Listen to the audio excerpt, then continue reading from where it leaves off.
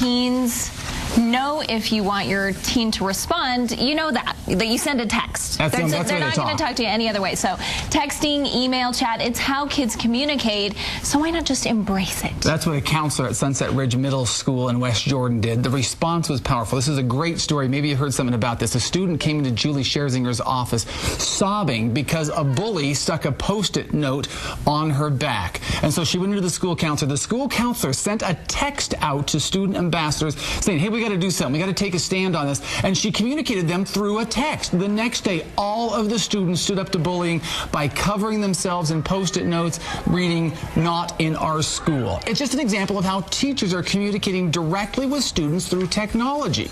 Education expert Chet Linton is here with advice to help parents and students navigate this new world of personalized technology in school. Cell phones, it used to be, were considered a distraction. No cell phones allowed in the school or in the classrooms. Are schools now changing their philosophy towards cell phones? Yes, we're seeing some huge shifts nationally, some driven by economic reasons and the desire to have a one-to-one ratio of some type of device in kids' hand. And then there are these stories that are just phenomenal where kids band together and stand up for things that are right and important. So big shifts. And you have a name for this called BYOD. Yes. What is this all about? So BYOD is bring your own device. So it started, it's really a business term where, and what happened is people would show up at work with their devices and want to get on the network, and of course it created havoc. But the reality is now there has been some shifts to, well gosh, if they have a device already, should we use those devices? Can we integrate them somehow? They already know how to use them, so we skip the technology training piece. Also, it saves an awful lot of money and allows school systems to redirect some of those funds that are always so limited towards those kids that just can't ever get them as well. We've been hearing some stories as we've been looking into this whole topic of teachers posting homework assignments on websites and sending information out via tweets. How are schools and teachers using this technology? Well, exactly that way. You know, we always hear, I think all of us have participated in those conversations where parents say, oh, I just wish my kids wouldn't text so much, or it just gets in the way. We want them to communicate. Well, wouldn't it be nice if it was the teacher that actually was reminding your kids to do their homework? Those things are happening. So it's homework, it's those little reminders. It's even sending the kids an assignment that says, hey, be aware tonight you need to block out an hour because there's an activity that you need to do and I'll text it to you.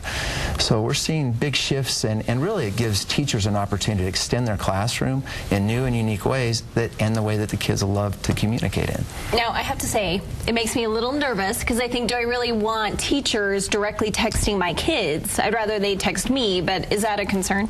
Yeah, is it okay for teachers to communicate with your kids? We're fine with that, right? Of course there needs to be boundaries, and we need to help our children understand what are appropriate boundaries.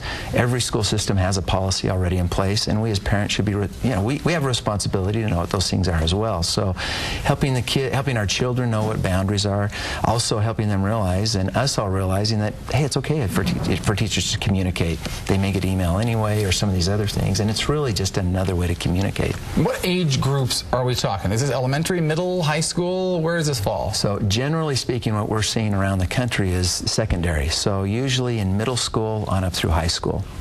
Middle school to high school. Yes. Now, another concern for me is, what about those kids who can't afford, I mean, my kids don't have phones yet, they're 11. What about the kids who couldn't afford them, or they just don't have gadgets of their own? So we're seeing some very creative things happening now. One system in California, actually at American Canyon High School, in fact. So let's use the devices. We can't afford to get computers to everybody. How about the device, the phone? So the students that had them brought them to school. The kids that didn't, the school actually arranged some creative leasing, very affordable with the providers because it had an educational purpose behind it. There was a lot of community support from the providers to help them out. Another option is that students are using those tools and devices, and then the funds that they do have, which are usually limited, get directed to help get some type of device for those kids that don't have anything.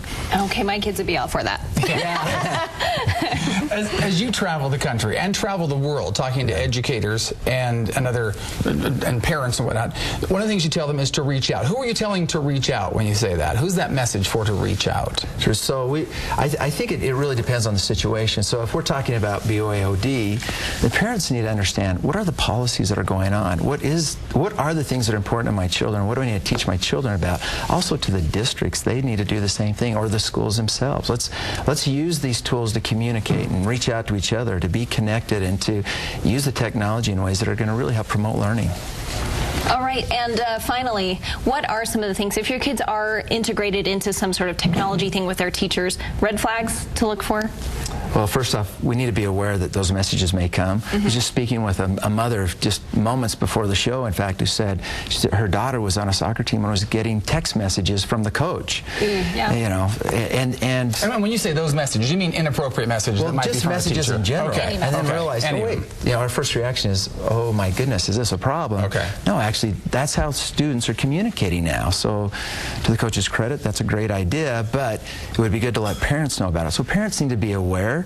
We need to help our students, our children, understand what boundaries are appropriate, what types of communication is appropriate, and know that it's okay to communicate with our parents, mom and dad, about whatever is going on, especially if they feel uncomfortable. Is it more of the same? Are we just going to be forward, onward with this technology? We just need to embrace it and make it part of it and make it our health, right? It doesn't seem to be going away, does it? So, yeah, it is. We need to embrace it. It's part of what we're doing, and there will be something that changes in the next few years that will be different, and that is just part of the ways that we communicate, and that's what we need to recognize. We'll have the discussion all over again then with whatever technology. Chet, thank you so much. Chet. We'll let you know that Chet has posted some of his tips and advice and more information that we didn't even get to cover today. It's all on the Studio 5 website.